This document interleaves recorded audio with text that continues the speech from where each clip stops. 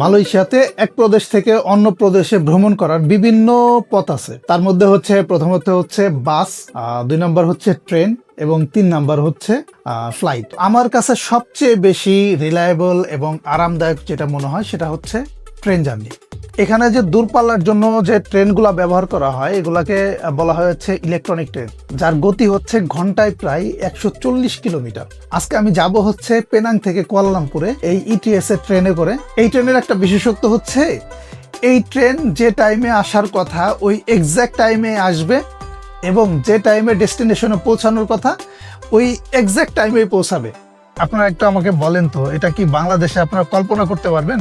আমি এখন পেনাংয়ের যে লোকেশনে আছি এখান থেকে মানে ট্রেন স্টেশনের দূরত্ব হচ্ছে মোটামুটি 15 কিলোমিটার, যেটা যেতে আমাকে লাগবে হচ্ছে 15 থেকে 20 মিনিটের মতো।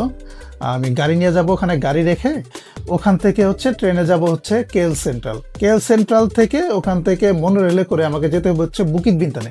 10টার মধ্যে আমাকে বুকিত বিন্তানে থাকতে হবে। যারা জানেন না তাদের জন্য বলে রাখি, মালয়েশিয়ার যেমন রাজধানী হচ্ছে কুয়ালালামপুর আর কুয়ালালামপুর রাজধানী হচ্ছে বুকিত বিন্তান। কেএল যাওয়ার জন্য আমি টিকিট কেটে রাখছি। তো আমার ট্রেনের টিকিট হচ্ছে 5টা 26-এ। কেএল সেন্ট্রাল গিয়ে নামবো হচ্ছে 9টা 20-এ। দেখা যাক আমি অন টাইমে পৌঁছাইতে পারি কিনা। তো অনেকে হয়তো বলবেন যে গাড়ি নিয়ে যেহেতু আমি স্টেশনে যাচ্ছি তাহলে কেন আমি গাড়ি নিয়ে কেএল যাচ্ছি না। এটা আমি পরে ব্যাখ্যা দিব কেন যাচ্ছি না।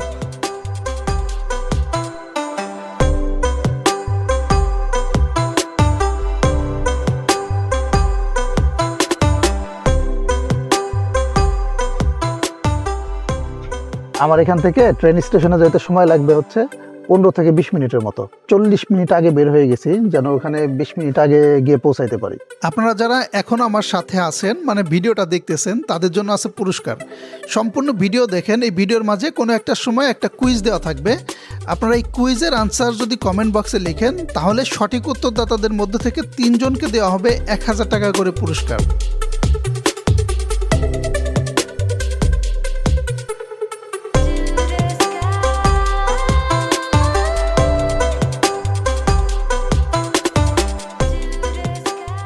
একটা বিষয় দেখেন, পুরো রাস্তা এখন কিন্তু ভোর রাত, এখন বাজে প্রায় 5টা, একদম ভোর রাত।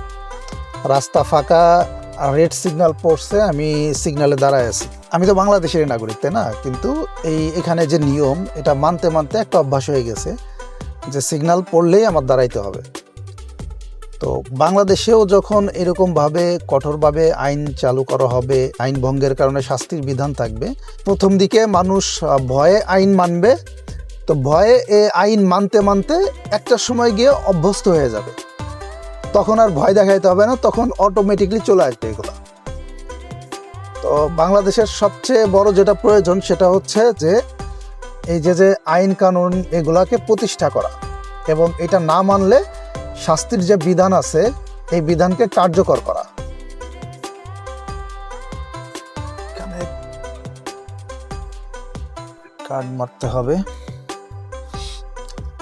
সারাদিন গাড়ি থাকবে এখানে, সারাদিনের জন্য 3 রিঙ্গিত কাটবে। এখানে অনেক বড় পার্কিং আছে গাড়ি রাখার জন্য। এটা অলরেডি স্টেশনে চলে আসছে। স্টেশনে আসতে মোটামুটি আমার 17 মিনিটের মতো লাগছে।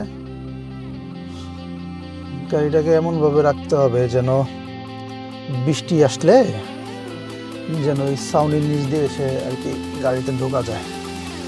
কারণ মালয়েশিয়াতে কখন বৃষ্টি হয় বলা যায় না, যে কোনো সময় বৃষ্টি চলে আসতে পারে। তো এই হচ্ছে স্টেশনের পার্কিং এরিয়া পিছে। তো আমাকে দ্রুত যাইতে হবে। আমার যেহেতু টিকিট কাটা আছে তো টিকিট কাটার ঝামেলা নাই, সরাসরি ঢুকে যাবো আর কি। গাড়ি লক করছি, স্টেশনে আবার 10 মিনিট আগে ঢোকা লাগে। গাড়ি লক করে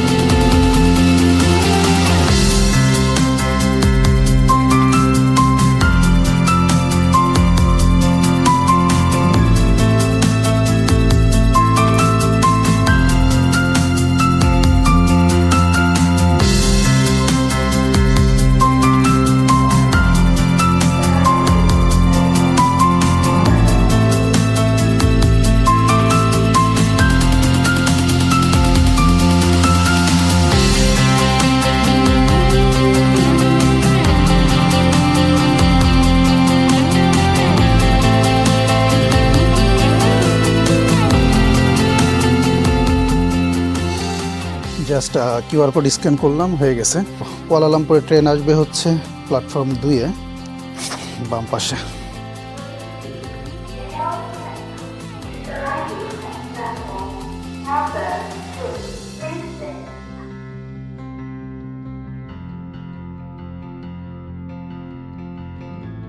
আমার যেহেতু মিটিং হচ্ছে 10টার সময়, তো আমার 10টার মধ্যে বুকিং বিন্দনে থাকতেই হবে।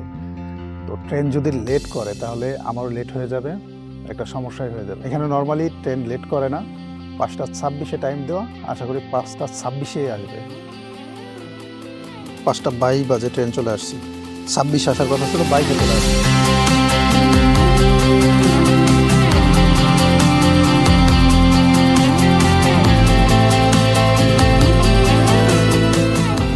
আমার টিকিট হচ্ছে সি বগিতে।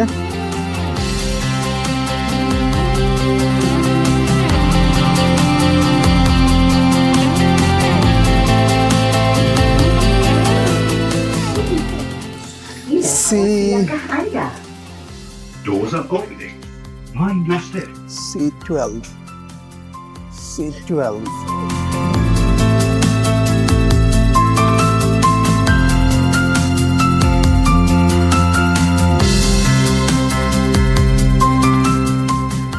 এটা হচ্ছে 12B।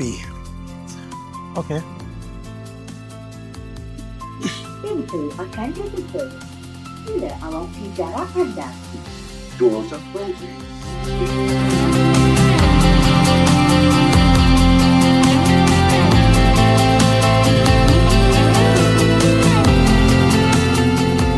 এটা হচ্ছে মানে ক্যান্টিন, সব খাবার পাওয়া যায়, নাসিলিমা, তারপর মালয়েশিয়ান লোকাল যে খাবার, ড্রিঙ্কস, এগুলো সবই পাওয়া যায়। কেল থেকে পেনাং যাওয়ার পথে এই জায়গাটা এত সুন্দর, আপনাদের বলে বোঝানো যাবে না। চারিদিকে শুধু পাহাড় আর পাহাড়, আর মাঝখান দিয়ে রাস্তা গেছে, মানে অসাধারণ একটা সুন্দর জায়গা।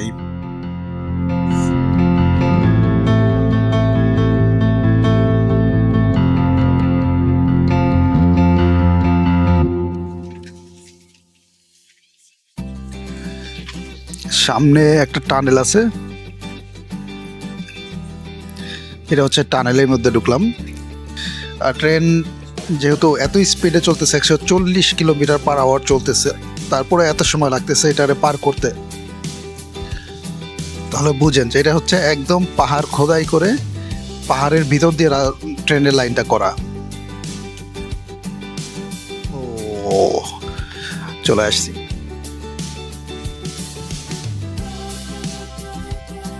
এখন বাজে হচ্ছে 9টা 15 সকাল। আর এটা হচ্ছে চলে আসছি কুয়ালালামপুর স্টেশনে চলে আসছি। এর পরের স্টেশন হচ্ছে কেএল সেন্ট্রাল। তো ফ্রেশ ট্রেশ হয়ে নেই।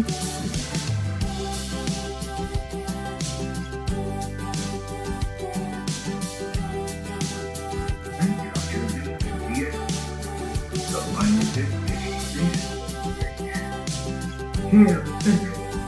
Next station, here, Central.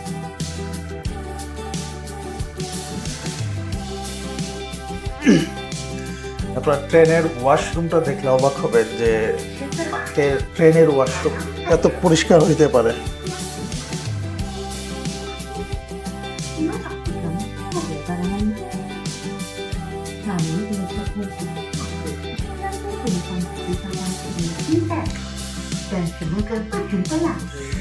ভালো ভালো ভিআইপি হোটেলের থেকে মানে ট্রেনের ওয়াশরুমটা বেশি পরিষ্কার পরিচ্ছন্ন।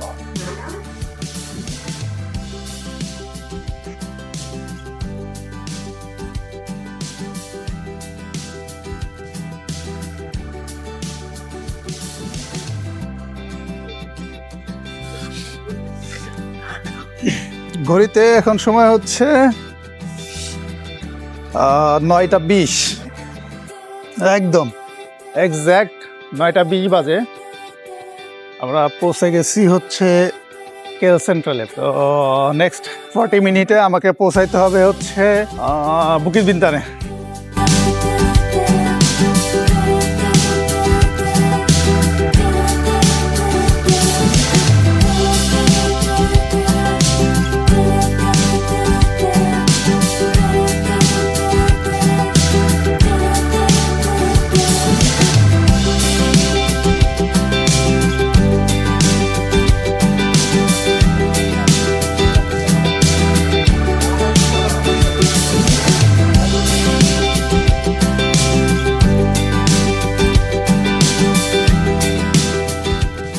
আমার কেএল সেন্ট্রালে পৌঁছানোর কথা ছিল 9:20-এ, এক্সাক্ট টাইমে পৌঁছে গেছি। তো এখান থেকে আমার যাইতে হবে হচ্ছে বুকিত বিনতান, এর জন্য খুঁজতে হবে হচ্ছে মনোরেল। কেএল সেন্ট্রাল থেকে মনোরেলে যাইতে হলে এই নিউ সেন্ট্রাল, যেটা নিউ সেন্ট্রাল বলে, ওয়েলকাম টু নিউ সেন্ট্রাল, এই গেটটা খুঁজতে হবে। এখানে এসকেলেটর আছে, এটা দিয়ে উপরে চলে যেতে হবে। এখানে প্রত্যেকটা জায়গায় দেখেন যে সাইন দেওয়া আছে যে কোন দিকে মনোরেল। এই যে সবুজ সাইনটা যেটা দেখা যাচ্ছে ওটা হচ্ছে মনোরেলের। এই নিউ সেন্ট্রাল পার হয়ে গেলে ওই পাশে হচ্ছে মনোরেল। আপনার মালয়েশিয়াতে আপনি যেখানে যান না কেন, আপনার কোনো কিছুই খুঁজে পাইতে কষ্ট হবে না, কারণ এখানে সাইনগুলো অনেক ক্লিয়ারলি দেওয়া আছে যে কোন দিকে যাবেন। এই যে আমার সামনে যে উপরে মনোরেলের সাইন দেওয়া আছে, এখানে মনোরেলের সাইন দেওয়া আছে সামনে, এদিকে বরাবর যাইতে হবে মনোরেলের জন্য। মনোরেল এখানে সাইন দেওয়া আছে, নিচে এসকেলেটর দিয়ে নিচে যাইতে হবে মনোরেলের জন্য।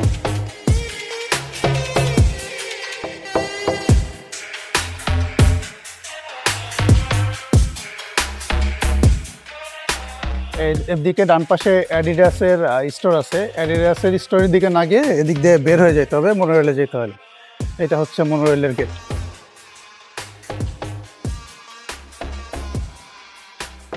আপনার কাছে যদি টাচ অ্যান্ড গো কার্ড থাকে, টাচ অ্যান্ড গো কার্ড থাকলে আপনি সরাসরি চলে যেতে পারবেন। আর যদি টাচ অ্যান্ড গো কার্ড না থাকে তাহলে যে এখানে যে বুথ আছে এখান থেকে টিকিট নিতে হবে। ও, এটা নষ্ট। এখানে দেখা যাচ্ছে এটা নষ্ট। তো এই কিয়ক্স থেকে এখান থেকে আপনার নিতে হবে, টিকিট নিতে হবে। তো আমি ইউজ করবো হচ্ছে এখানে একটা সিস্টেম দেখেন, এই মালয়েশিয়াতে যত ট্রেন আছে সবগুলাই র্যাপিড কেলের আন্ডারে। তো আমি যে র্যাপিড কেল, এখানে এলআরটি, এমআরটি সব ধরনের ট্রেনের টিকিট আছে এখানে।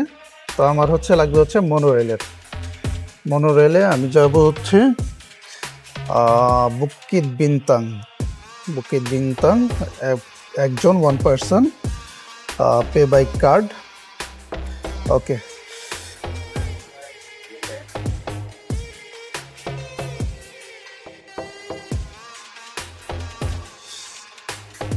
পেমেন্ট হয়ে গেছে। এটা টোকেন দিবে, টোকেন দিয়ে দিচ্ছে, এটা নিয়ে ঢুকে যাব।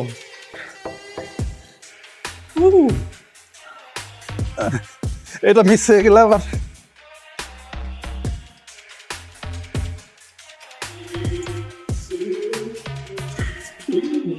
adalah Tuhan yang kecil dan disini. এটা মিস হয়ে গেলে আবার 8-10 মিনিট ওয়েট করতে হতো। একটা জিনিস খেয়াল রাখতে হবে, এই টোকেনটা হারানো যাবে না। এটা হচ্ছে হারাই গেলে 50 রিঙ্গিত জরিমানা, এটা হারাই গেলে। আর এটা হারাই গেলে বের হইতে পারবেন না। ওইখানে গিয়ে কাস্টমার কেয়ারে যোগাযোগ করে পরে বের হইতে হবে।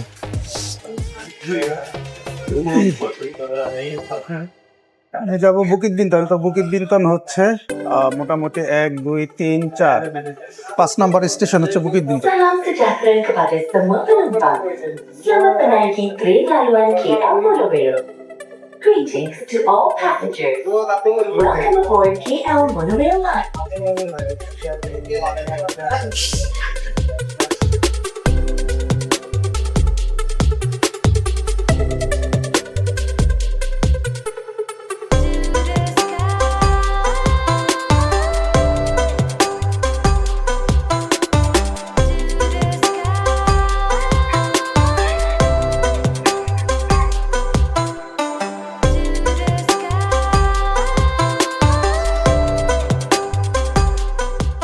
এখানে আপনাদেরকে একটা দারুণ একটা জিনিস দেখায়। এখানে এই যে বৃদ্ধ লোকটা সে বসেছিল, তো এই অন্ধ লোকটা যখন ঢুকছে, এই বৃদ্ধ লোকটা নিজে উঠে গিয়ে এই অন্ধ লোকটাকে বসায় দিল।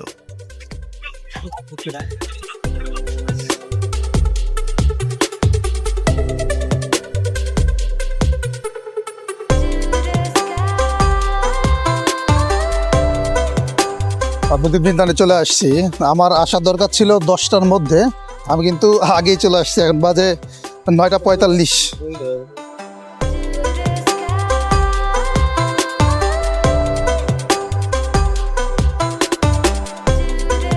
Token token token.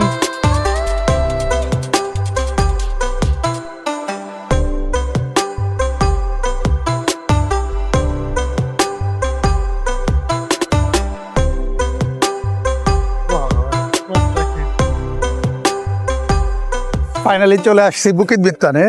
এখানে একটু বসলাম, আপনাদের সাথে কথা বলি। আমার পিছে হচ্ছে ম্যাকডোনাল্ডস বুকিত বিনতান।